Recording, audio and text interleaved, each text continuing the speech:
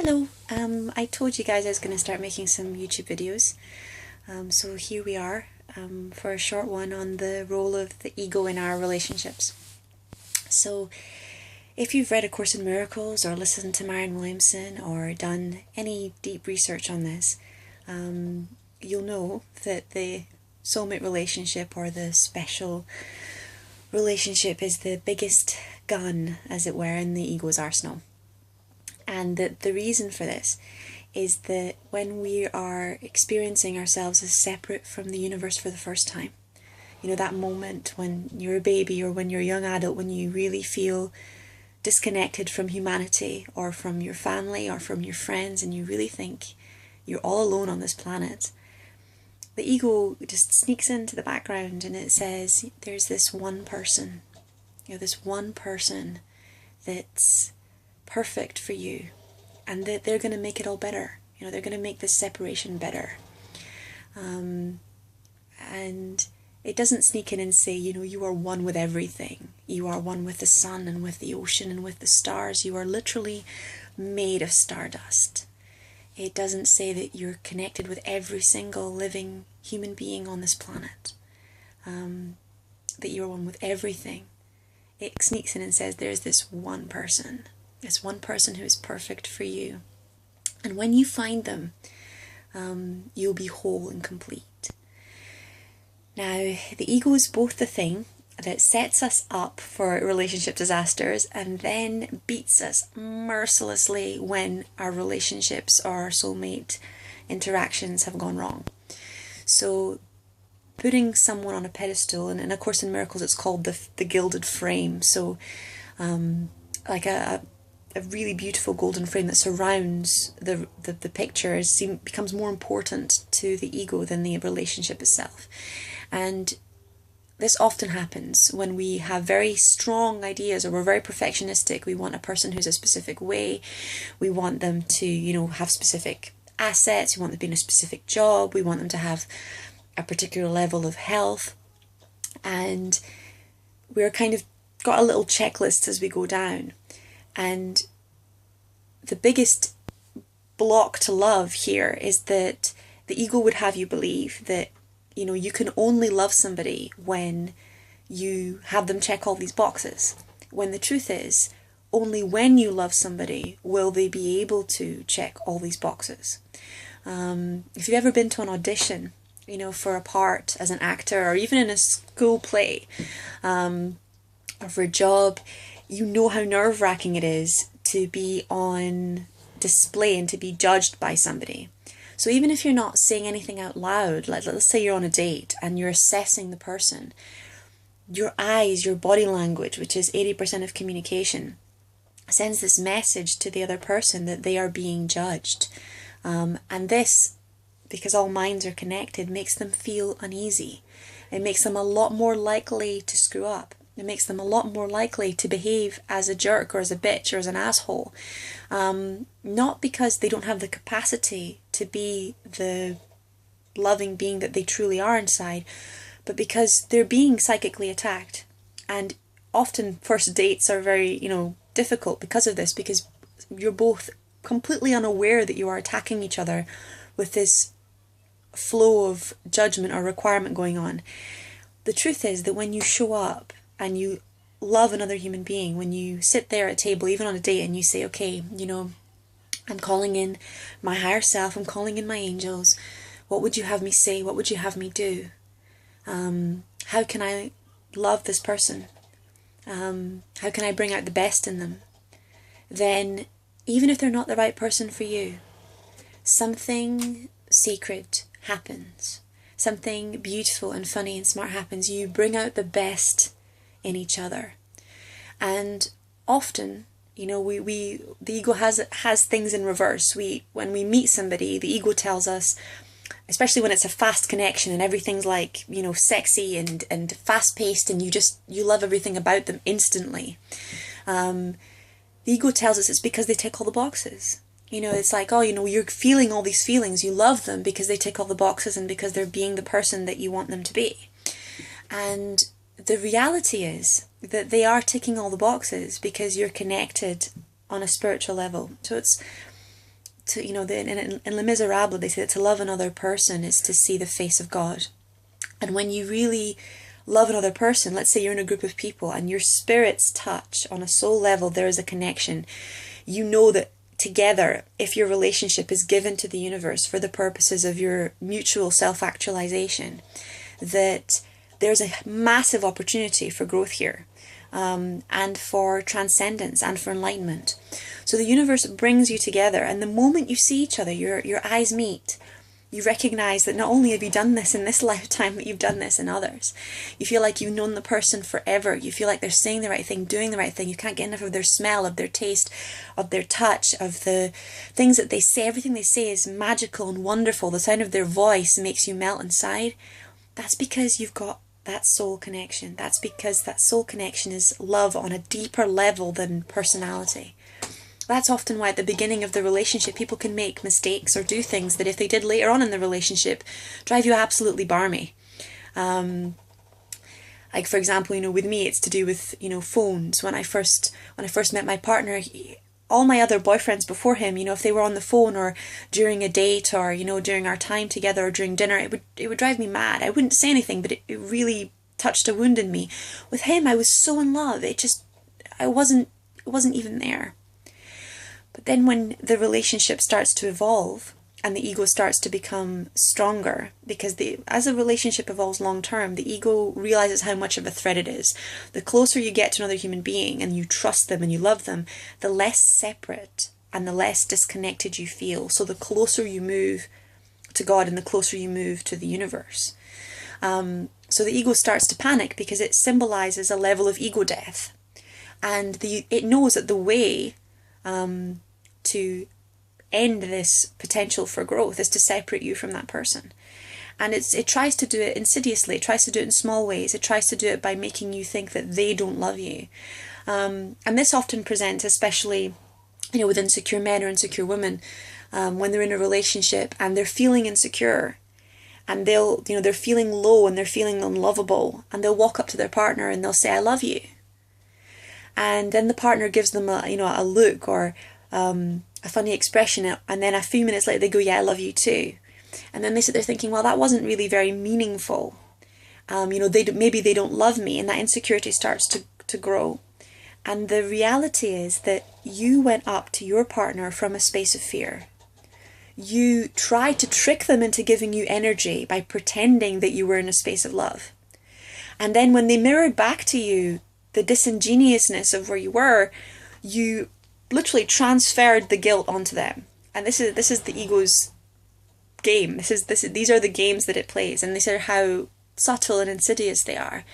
And then it starts to build on it because it got you thinking, oh, maybe they don't love me. And if you affirm that enough, if you believe that enough, your body language also conditions and indirectly influences the other person.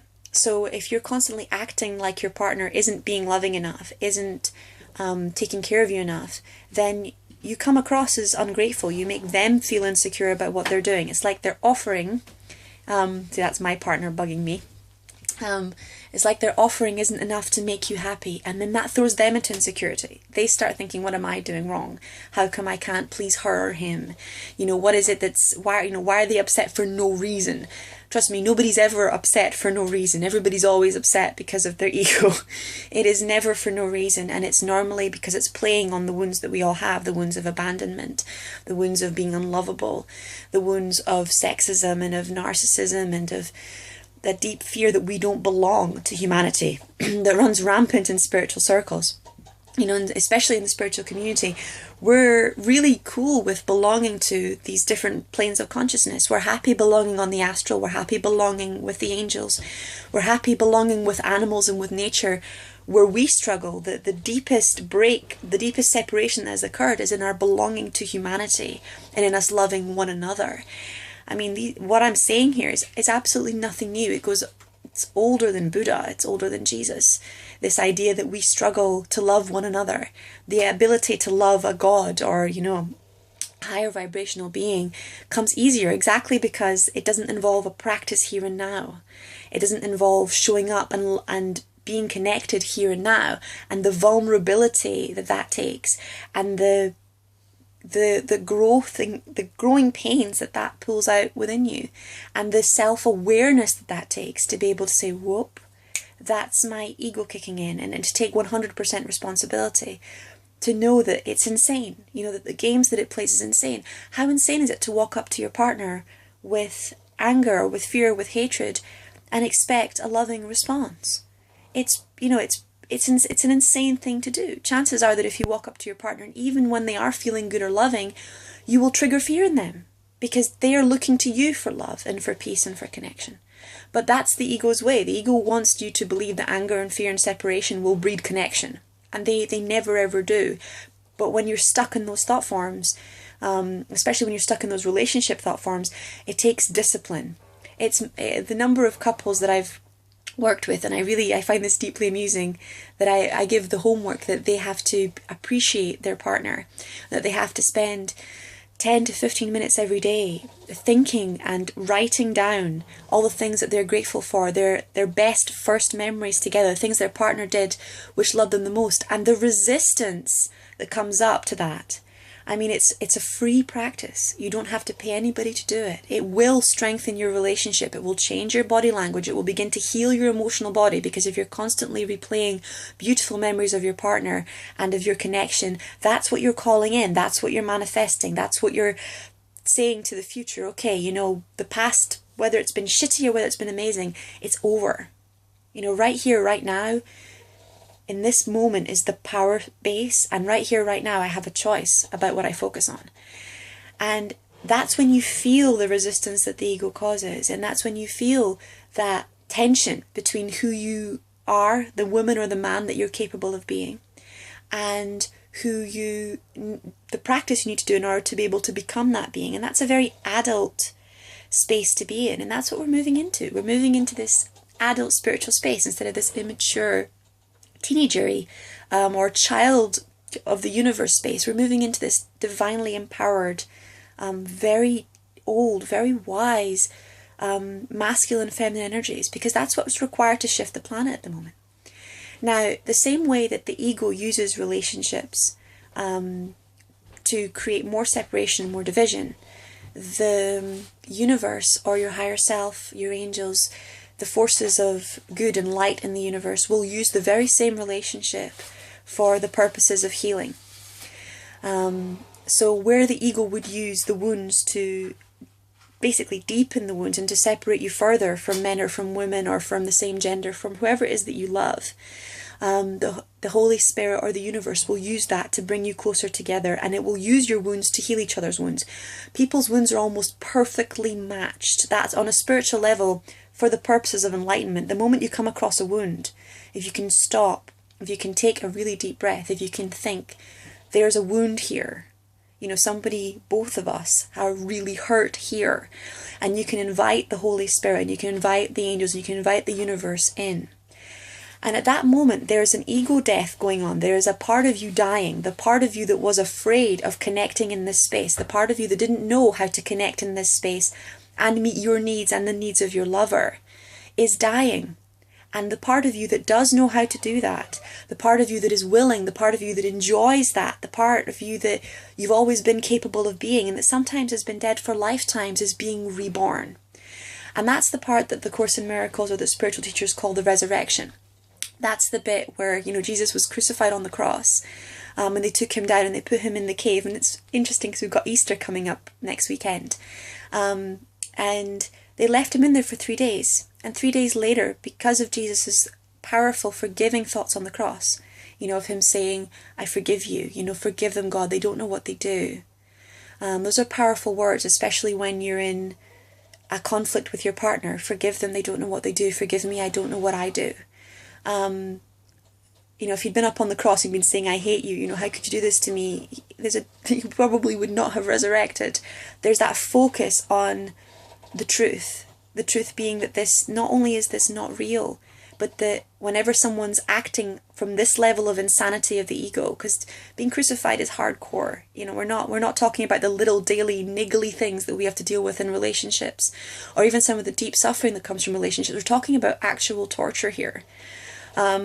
we're talking about actual death here, and forgiveness in the face of the death of the body and of the physical on top. So that's what we're aiming for, guys. So we have a huge amount of growth to do, to be able to look at illness and at death, and at deaths within ourselves, at endings within ourselves, and to greet them with forgiveness and with full faith in the resurrection that's coming within us.